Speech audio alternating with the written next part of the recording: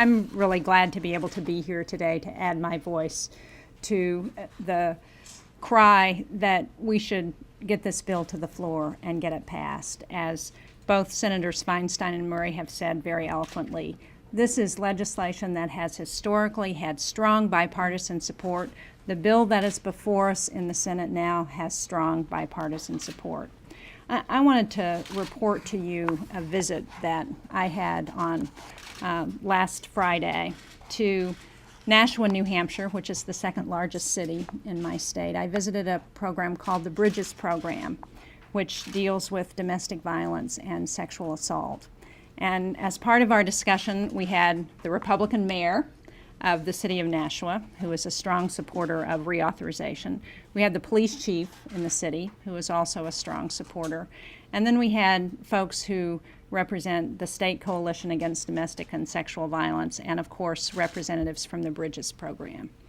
And one of the things they talked about is how they're able to leverage the very small amount of money that they get from the Violence Against Women Act, that they wouldn't be able to get anywhere else, to do things like outreach in the minority community. $20,000 allows them to have a person on board who can do outreach in the minority community where they would not be able to respond without that person.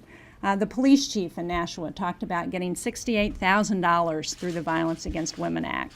Small sums of money that allow them to have a unit within the police department who can respond to domestic violence cases and respond to sexual assault. They talked about the incidents going up. They're going to the hospitals in that city 2 and 3 times a week to respond to victims of sexual assault and domestic violence.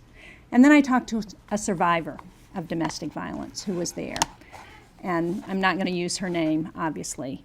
But one of the things she talked about is the fact that she said, you know, when you're a victim of domestic violence, you think you're worthless. She said, and there were so many times when I would have gone back to my abuser, but I knew that I could call the Bridges program 24 hours a day, 7 days a week, because they're open because of the Violence Against Women Act and the support they get. And I could call somebody at 2 o'clock in the morning, and I've done that. And they could help me, get me through those difficult times. And because of that program, this woman is now on her way. She's going back to college. She's figured out her personal situation, and she's going to be a saved life because of the programs that are sponsored by the Violence Against Women Act. We don't have time to have these fights. This is something that's supported across party lines. We need to get to it now and not let the outliers keep us from getting the serious work done that the Senate and that Congress needs to get done on this issue. So thank you all very much.